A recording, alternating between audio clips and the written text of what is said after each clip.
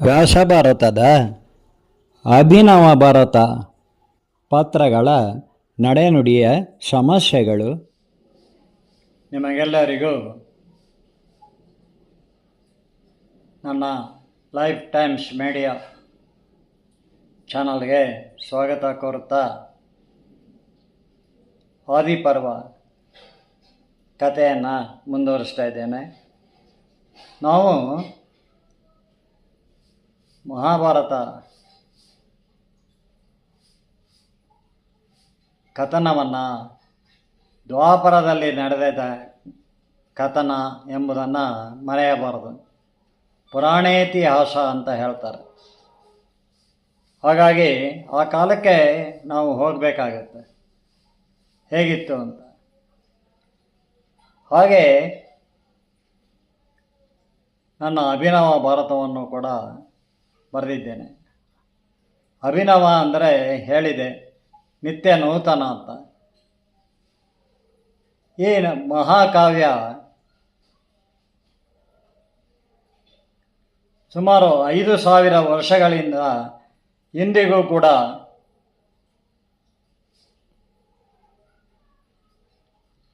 ಸಮಾಜದಲ್ಲಿ, ಜನಮನದಲ್ಲಿ, ಈಗ ವಿಡಿಯೋಗಳಲ್ಲಿ ನಾವು ಕೇಳ್ತಾ ಇದ್ದೀವಿ ಅಂದರೆ, ಅದರ ನೋಡ್ತಾ ಇದ್ದೀವಿ ಅಂದರೆ,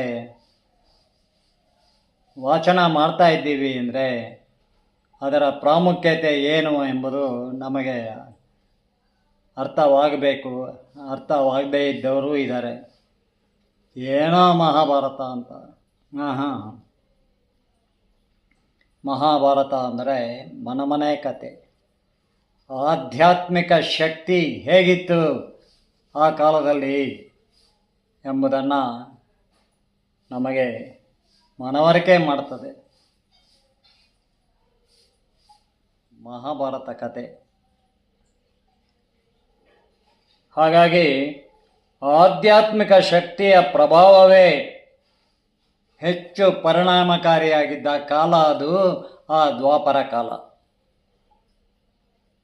ಬ್ರಾಹ್ಮಣರಲ್ಲಿ ಬ್ರಹ್ಮ ತೇಜಸ್ಸು, ಕ್ಷತ್ರಿಯರಲ್ಲಿ ಕ್ಷಾತ್ರ ಯೋಧರ ತೇಜಸ್ಸು ಎರಡೂ ಮೆರೆಯುತ್ತಿದ್ದ ಕಾಲ. ಬ್ರಾಹ್ಮಣ, ಕ್ಷತ್ರಿಯ, ವೈಶ್ಯ, ಶೂದ್ರ 4 ವರ್ಣಗಳು ಇದ್ದಿದ್ದು.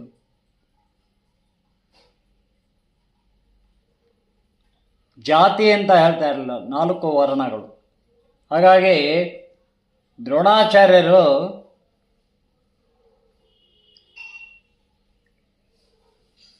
ಕ್ಷತ್ರಿಯ ವಿದ್ಯೆ ಕಲ್ತಿದ್ದು ವರ್ಣಸಂಕರ ಅಂತ ಹೇಳ್ತಾರೆ. ಅಂದರೆ ಬ್ರಾಹ್ಮಣರಾಗಿ ಕ್ಷತ್ರಿಯ ವಿದ್ಯೆ ಕಲ್ತಿದ್ದು, ಅದು ವರ್ಣಸಂಕರ. ಕ್ಷತ್ರಿಯರ ವಿದ್ಯೆಯನ್ನು ಬ್ರಾಹ್ಮಣ ಕಲಿಯೋದುಂಟೆ ಅಂತ. ನಾವು ಆ ಕಾಲದಲ್ಲಿ ಹೇಗಿತ್ತು, ಶೂದ್ರರನ್ನು ಹೇಗೆ ನೋಡ್ತಾ ಇದ್ದರು, ಇದನ್ನು ಅವರು ಬ್ರಾಹ್ಮಣರ ಆಮೇಲೆ ಉಳ್ಳವರ ಕ್ಷತ್ರಿಯರ ಸೇವೆ ಮಾಡುವವರೇ ಆಗಿಬಿಟ್ಟಿದ್ರು. ಅದನ್ನು ಅವರು ಒಪ್ಕೊಂಬಿಟ್ಟಿದ್ರು, ಶೂದ್ರರು ಕೂಡ. ಆದರೆ ಅವರನ್ನು ಗೌರವಿಸ್ತಾ ಇದ್ದವರು ಇದ್ದರು. ಅವರ ಬಡತನವನ್ನು ನೋಡಿ ಅಯ್ಯೋ ಅನ್ನೋರು ಇದ್ದರು. ಇದು ಎಲ್ಲ ಕಾಲಕ್ಕೂ ಕೆಟ್ಟದ್ದು ಜಾಸ್ತಿ ಇರುತ್ತೆ. ಈಗ ಅಸ್ಪೃಶ್ಯರನ್ನು ಮುಟ್ಟಂಗಿಲ್ಲ, ಮುಟ್ಟಿದ್ರೆ ಅಟ್ರಾಸಿಟಿ ಅಂತಾರೆ, ಕೇಸ್ ಹಾಕ್ಬಿಡ್ತಾರೆ. ಭಾಳ ಎಚ್ಚರಿಕೆಯಿಂದ ಇರಬೇಕು. ಈಗ ಆ ಅಟ್ರಾಸಿಟಿ ಕೇಸೇ ಅವ್ರನ್ನ ಇನ್ನೂ ಅಸ್ಪೃಶ್ಯರನ್ನಾಗಿ ಮಾಡಿಬಿಟ್ಟಿದೆ ಅಂತ ಹೇಳಿದ್ರೆ ನಗು ಬರುತ್ತೆ. ಹೌದು, ಅದು ಕಠೋರ ಸತ್ಯ ಆಗಿಬಿಟ್ಟಿದೆ. ಆದರೆ ಎಲ್ಲರಲ್ಲೂ ಒಳ್ಳೆಯವರಿದ್ದಾರೆ, ಕೆಟ್ಟವರು ಎಲ್ಲ ಜಾತಿ ಜನಾಂಗದಲ್ಲೂ ಹೆಚ್ಚಿರ್ತಾರೆ. ಅದರಿಂದನೇ ಒಳ್ಳೆಯದಕ್ಕೆ ಭಾಳ ಬೆಲೆ, ನೈತಿಕತೆಗೆ ಒಂದು ನೆಲೆ. ಪುರೋಹಿತೆ ವೃತ್ತಿಗೆ ಆಗ ತುಂಬ ಗೌರವ ಇತ್ತು. ವೇದಾಗಮ ಶಾಸ್ತ್ರಗಳಿಗೆ, ಹೋಮ ಹವನಗಳಿಗೆ, ಹೀಗೆ ಆ ಕಾಲದಲ್ಲಿ ಬಹಳ ಗೌರವ ಕೂಡ ಇತ್ತು. ದಾನ ದಕ್ಷಿಣೆ ಎಲ್ಲ ಚೆನ್ನಾಗಿ ಸಿಗ್ತಾಯಿತ್ತು. ಆದರೂ ಕೂಡ ದ್ರೋಣ ರಾಜಾಶ್ರಯ ದೊರಕಿದರೆ ರಾಜಗುರುನೇ ಆಗ್ಬೋದು ನಾವು ಅಂತ ಬ್ರಾಹ್ಮಣರು ಅಂದ್ಕೊಂಡು ನಾನು ರಾಜಗುರು ಆಗ್ತೀನಿ ಅಂತ ಕ್ಷತ್ರಿಯ ವಿದ್ಯೆಯನ್ನು ಕಲಿತವನು ಬಂದು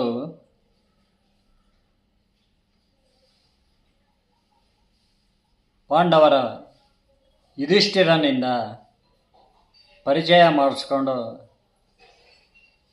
ಮಕ್ಕಳಲ್ಲಿ ಆಟ ಆಡ್ತಾ ಇರುವಾಗ ಹೋಗಿ ನಮ್ಮ ಭೀಷ್ಮಾಚಾರ್ಯರಿಗೆ ಹೇಳು ನಾನು ಬಂದಿದ್ದೀನಿ ಅಂತ. ಹೀಗೆ ಬಂದು ಹಸ್ತಿನಾಪುರ ಸಾಮ್ರಾಜ್ಯಕ್ಕೆ ಸೇರ್ಕೊಂಡ್ಬಿಡ್ತಾನೆ. ಭೀಷ್ಮ ಕೂಡ ದ್ರೋಣಾಚಾರ್ಯರ ಬಗ್ಗೆ ಕೇಳಿರ್ತಾನೆ. ಹಾಗಾಗಿ ದ್ರೋಣಾಚಾರ್ಯರಿಗೆ ಆಶ್ರಯ ನೀಡಿ ಅವರಿಗೆ ಉಳ್ಕೊಳ್ಳಿಕ್ಕೆ ಇರೋದಕ್ಕೆ ಎಲ್ಲ ರಾಜಾಶ್ರಯವನ್ನು ಚೆನ್ನಾಗಿ ಮಾಡಿಕೊಡ್ತಾನೆ.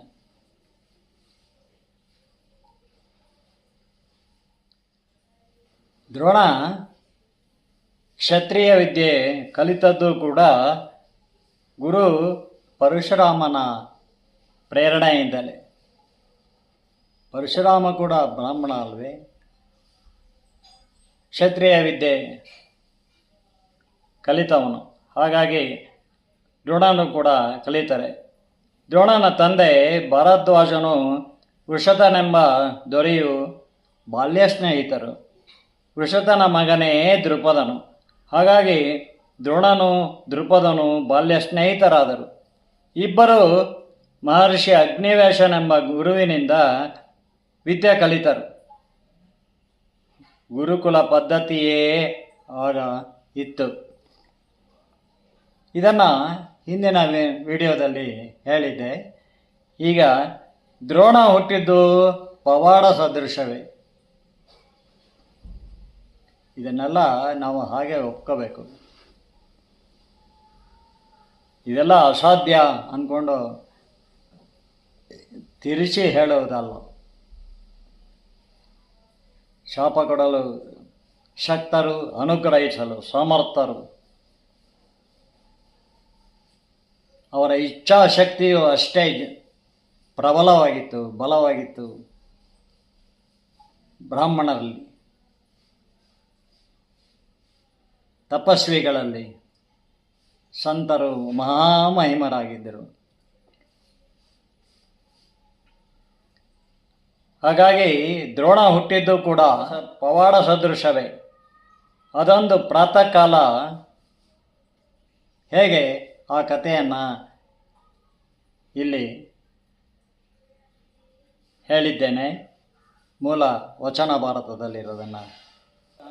ಭಾರದ್ವಾಜ ಋಷಿ ಗಂಗಾ ನದಿ ತೀರದಲ್ಲಿ ತಪೋನಿರತನಾಗಿದ್ದಾನೆ. ಭಾರದ್ವಾಜ ಋಷಿ ಗಂಗಾ ನದಿ ತೀರದಲ್ಲಿ ತಪೋನಿರತನಾಗಿದ್ದಾನೆ. ಆಗ ಅಪ್ರತಿಮ ಸುಂದರಿ ಘೃತಾಚಿ ಅಪ್ಸರೆಯು ಜಲಕ್ರೀಡೆ ಆಡಿ ತನ್ನ ಒದ್ದೆಯಾದ ಏಕ ವಸ್ತ್ರದಲ್ಲಿ ನಡುಬಳುಕಿಸಿ ಎದೆ ಕುಲುಕಿಸಿ ನದಿ ತಟಕ್ಕೆ ಬರುತ್ತಿರಲು ಅವಳು ಇಡುವ ಒಂದೊಂದು ಹೆಜ್ಜೆಯ ಸಪ್ಪಳಕ್ಕೆ ಋಷಿ ಭರದ್ವಾಜನು ಕಣ್ತೆರೆದು ಸುಂದರಿ ಅವಳ ಸಮ್ಮೋಹಕ ಸೆಳೆತದಲ್ಲಿ ಕಾಮೋದ್ರಿಕ್ತನಾಗಿ ಅವಳನ್ನೇ ನೇರ ದೃಷ್ಟಿಸಿದ್ದಾನೆ. ಅವಳು ಕೈಗೆಟುಕುವಷ್ಟು ಸನಿಹ ಬಂದವಳೇ ಅರೆ ನಿಮೀಲಿತ ನೇತ್ರ ನಯನೆಯಾಗಿ ಅವನೆದುರಿಗೆ ಅಂಗಾತ ಬಿದ್ದಿದ್ದಾಳೆ. ಅವಳ ಅಂಗ ಸೌಷ್ಠವದಲ್ಲಿ ಲೀನನಾದ ಭಾರದ್ವಾಜನಿಗೆ ವೀರ್ಯಸ್ಖಲನವು ಉದ್ರಿಕ್ತಳಾದ ಘೃತಾಚಿಗೂ ರಜಸ್ಖಲನವಾಗಿ ಅವೆರಡೂ ಒಂದಾಗಿ ಬೆರೆತವಳ ಜಗನ ತೊಡೆಗಳ ಮಧ್ಯೆ ಬುಳಬುಳನೆ ಸ್ರವಿಸಲು ಅದನ್ನು ಭರದ್ವಾಜನು ವೀರ್ಯಸ್ಖಲನವಾಗಿ ಉದ್ರಿಕ್ತಳಾದ ಭಾರದ್ವಾಜನಿಗೆ ವೀರ್ಯಸ್ಖಲನವಾಗಿ ಉದ್ರಿಕ್ತಳಾದ ಘೃತಾಚಿಗೂ ರಜಸ್ಖಲನವಾಗಿ ಅವೆರಡೂ ಒಂದಾಗಿ ಬೆರೆತವಳ ಜಗನ ತೊಡೆಗಳ ಮಧ್ಯೆ ಬುಳುಬುಳನೆ ಸ್ರವಿಸಲು ಅದನ್ನು ಭರದ್ವಾಜನು ತನ್ನ ತಪೋಬಲ ಸಂಯೋಗ ಸಿದ್ಧಿಯಲ್ಲಿ ಸಂತಾನೋತ್ಪತ್ತಿಗಾಗಿ ದೊನ್ನೆಯ ಆಕಾರದ ಕಲಶವೊಂದರಲ್ಲಿ ಶೇಖರಿಸಿ ಅವಳಿಗೆ ಉಪಚರಿಸಿ ಅನುನಯಿಸಿ ಹೇಳಿ ಆ ದೊನ್ನೆಯನ್ನು ತನ್ನ ಆಶ್ರಮಕ್ಕೆ ತಂದು 9 ತಿಂಗಳು ಜತನದಿಂದ ಕಾದಿರಿಸಿದನು. ಇದನ್ನು ನಾನು ವಾಚನ ಮಾಡುವಾಗ ನನಗೆ ನನ್ನ ಸಾಧನೆ ಎಷ್ಟೇ ಇರಲಿ, ಈ ವೆಕಾಬುಲರಿ, ಈ ಶಬ್ದ ಸಂಪತ್ತು ನಾನು ಇಲ್ಲಿ ಬಳಸಿರೋದು ಎಲ್ಲ ಆ ಕೃಷ್ಣನ ಕೃಪೆ, ಶ್ರೀಕೃಷ್ಣ ಅವನ ಕೃಪೆ ಎಂದು ನಾನು ಭಾವಿಸಿದ್ದೇನೆ. ತನ್ನ ತಪೋಬಲ ಸಂಯೋಗ ಸಿದ್ಧಿಯಲ್ಲಿ ಸಂತಾನೋತ್ಪತ್ತಿಗಾಗಿ ದೊನ್ನೆಯ ಆಕಾರದ ಕಲಶವೊಂದರಲ್ಲಿ ಶೇಖರಿಸಿ ಅವಳಿಗೆ ಉಪಚರಿಸಿ ಅನುನಯಿಸಿ ಹೇಳಿ ಆ ದೊನ್ನೆಯನ್ನು ತನ್ನ ಆಶ್ರಮಕ್ಕೆ ತಂದು 9 ತಿಂಗಳು ಜತನದಿಂದ ಕಾದಿರಿಸಿದ್ದಾನೆ. ಆಗ ಭ್ರೂಣ ಗರ್ಭ ಒಡೆದು ಹುಟ್ಟಿದ ಮಗುವಿಗೆ ದ್ರೋಣನೆಂದೇ ಹೆಸರಿಟ್ಟಿದ್ದಾನೆ ಭಾರದ್ವಾಜ. ಹಾಗಾಗಿ ಮಹಾತಪೋನಿಧಿ ಭಾರದ್ವಾಜನು ಇಚ್ಛಾಶಕ್ತಿಯ ಸಂಯೋಗ ಸಿದ್ಧಿಯಲ್ಲಿ ಮೈಥುನ ಕ್ರಿಯೆ ಇಲ್ಲದೆ ಹುಟ್ಟಿದ ಮಗುವೇ ದ್ರೋಣನು.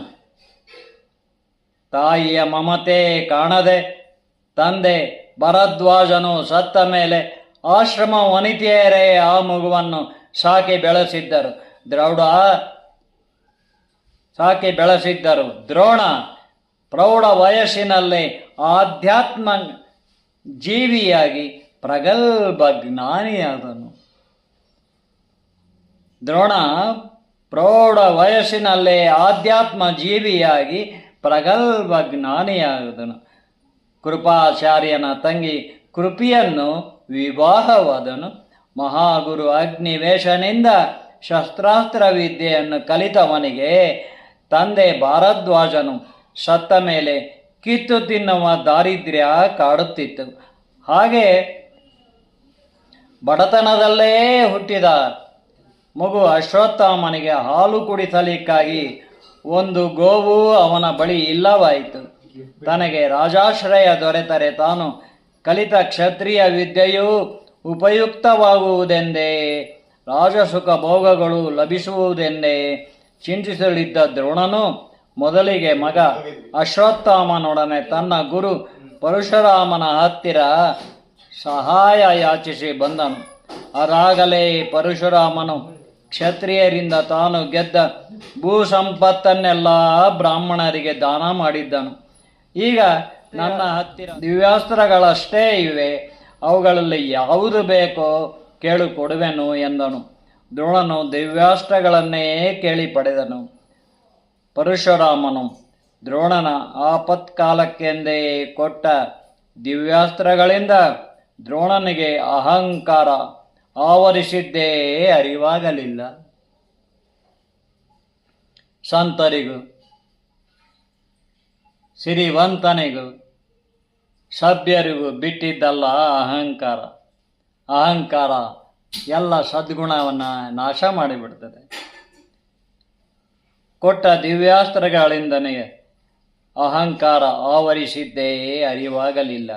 ರಾಜಸುಖ ಭೋಗಗಳಿದ್ದರೆ ತುಂಬ ಗೌರವ ಇರುತ್ತದೆಂದೇ ಅಶ್ವತ್ಥಾಮನೊಂದಿಗೆ ದೇಶ ಯಾಟನೆ ಹೊರಟವನಿಗೆ ಮೊದಲು ನೆನಪಾದವನೇ ಬಾಲ್ಯ ಸ್ನೇಹಿತ ದೃಪದನು. ಇದೀಗ ದೃಪದನು ಪಾಂಚಾಲ ವಂಶದ ಉತ್ತರಾಧಿಕಾರಿಯಾಗಿ ಅಭಿಷಿಕ್ತ ರಾಜನಾಗಿದ್ದಾನೆ. ಅವನ ಸಹಾಯಾರ್ಥಿಯಾಗಿ ದ್ರೋಣನು ಬಂದಿದ್ದಾನೆ. ದೃಪದನ ಅರಮನೆಯ ದ್ವಾರದಲ್ಲೇ ಕಾವಲು ಭಟರು ಅವನನ್ನು ತಡೆಯಬೇಕೇ? ನಾನು ದ್ರೋಣಾಚಾರ್ಯ, ನಿಮ್ಮ ರಾಜ ದೃಪದನ ಬಾಲ್ಯ ಸ್ನೇಹಿತ. ನೀವು ಆತನಿಗೆ ದ್ರೋಣ ಬಂದಿರುವನೆಂದು ಹೇಳಿರಿ ಎಂದಾಗ ಏನೆಂದಿರಿ? ನಮ್ಮ ಮಹಾರಾಜ ದೃಪದನೆಲ್ಲಿ? ಬ್ರಾಹ್ಮಣ ನೀನೆಲ್ಲಿ? ಹೋಗು, ಸುಳ್ಳು ಬೊಗಳುವೆಯಾ ಎಂದೇ ಕಾವಲು ಭಟರು ಅಪಹಾಸ್ಯ ಮಾಡಿದಾಗ ದ್ರೋಣನು ಕೋಪಗೊಂಡು ಅವರಿಗೆ ತನ್ನ ಶಸ್ತ್ರಾಸ್ತ್ರ ಪ್ರಯೋಗಗಳ ಪರಿಣಾಮವನ್ನು ತೋರಿಸಿದವನೇ ಅರಮನೆಯೊಳಗೆ ನುಗ್ಗಿ ದೃಪದನ ತುಂಬಿದ ಸಭೆಯ ಮಧ್ಯೆ ಬಂದು ನಿಂತು ಆ ಸಭೆಯಲ್ಲಿ, ದೃಪದ, ನಿನಗೆ ನಮ್ಮ ಬಾಲ್ಯ ಸ್ನೇಹವು ನೆನಪಾಯಿತೆ? ನನ್ನ ತಂದೆ ತೀರಿಕೊಂಡ ಮೇಲೆ ಜೀವನೋಪಾಯ ಕಷ್ಟವಾಗಿದೆ ದೃಪದ. ನಮ್ಮ ಬಾಲ್ಯದಲ್ಲಿ ಹೇಳಿದ್ದೆಯಲ್ಲ, ನೀನು ರಾಜನಾದ ಮೇಲೆ ನಿನ್ನ ಸುಖ ಭೋಗಗಳಿಂದ ಅರ್ಧದಷ್ಟು ನನಗೆ ಕೊಡುವೆನೆಂದೆ. ದೃಪದ, ಈಗ ತುಂಬ ಕಷ್ಟದಲ್ಲಿದ್ದೇನೆ. ನೀನು ರಾಜನಾಗಿರುವೆ, ನನಗೆ ಸಹಾಯ ಮಾಡುವೆಯಾದರೆ ನಿನ್ನ ರಾಜಾಶ್ರಯದಲ್ಲೇ ಬದುಕುತ್ತಾ ನನ್ನ ಮಗನೊಂದಿಗೆ ಸುಖವಾಗಿ ಇರುವೆನು ಎಂದು ಅರ್ಥಸ್ವರದಲ್ಲೇ ಭಿನ್ನವಿಸಿಕೊಂಡಿದ್ದಾನೆ ದ್ರೋಣ. ದೃಪದನಿಗೀಗ ಯೌವನ ಮದ, ಅಧಿಕಾರ ಮದ ಅದರ ಅಮಲೇರಿದೆ. ದ್ರೋಣನೊಡನೆ ಕಳೆದ ಬಾಲ್ಯ ಸ್ನೇಹವನ್ನು ಮರೆತವನಂತೆ ನಟಿಸಿ, ಎಲ್ಲವೋ ದ್ರೋಣ, ಕ್ಷತ್ರಿಯ ರಾಜನಾದ ನನಗೆ ಹಾರವನಾದ ನಿನ್ನ ಗೆಳೆತನ ಎಲ್ಲಿಯದು? ಅಹ್ಹ ಎಂದು ಅಟ್ಟಹಾಸಗೈದು ತಿರಸ್ಕಾರದಿಂದ ನೋಡಿದವನೇ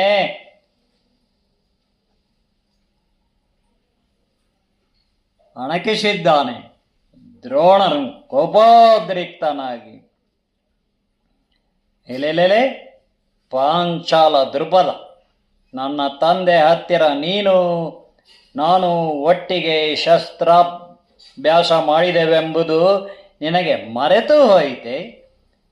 ದೀನ ನಾನೆಂದು ಕೇಳಿ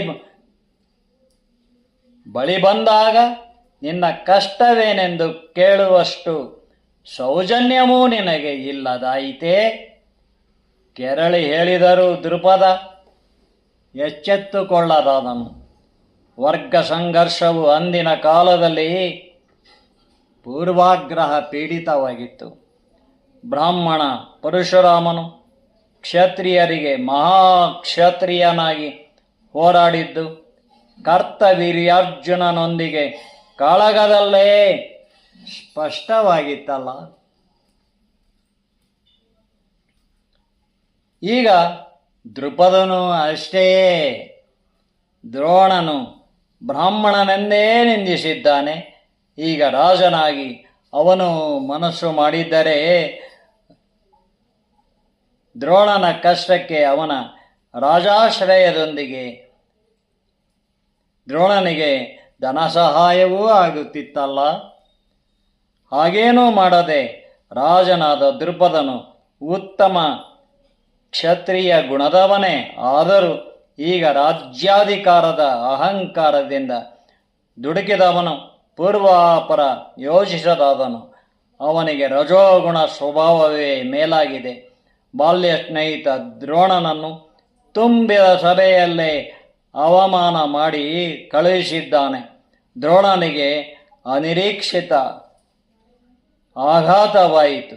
ದೃಪದನ ಸಭೆಯಿಂದ ಹೊರಬರುತ್ತಾ ಹೇಳುತ್ತಾನೆ, ಎಲೆಲೆಲೆ ದೃಪದ, ನಿನಗೆ ಅಧಿಕಾರದಮಲು ನೆತ್ತಿಗೇರಿದೆ. ನಿನ್ನೆದುರಿಗೆ ನಿಂತಿರುವ ಈ ನಿನ್ನ ಬಾಲ್ಯ ಸ್ನೇಹಿತ ದ್ರೋಣನು ದೀನನಾಗಿ ನಿನ್ನ ಸಹಾಯ ಯಾಚಿಸಿ ಬಂದಿದ್ದಾನೆ. ಇವನನ್ನ